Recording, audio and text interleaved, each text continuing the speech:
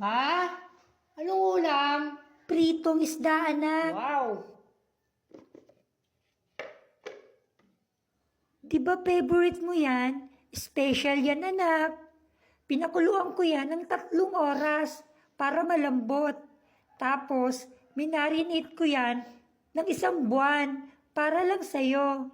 Ganyan kita kamahal. Kuha ka na lang ng kaldero dun sa kanin, ha? Kumain ka ng marami kasi gusto ko healthy ka at malakas.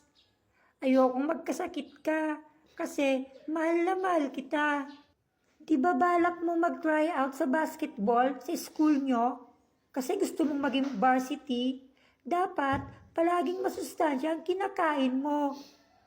Kasi pag inutusan ka ng coach mo kumuha ng tubig, mabubuhat mo agad yung water dispenser.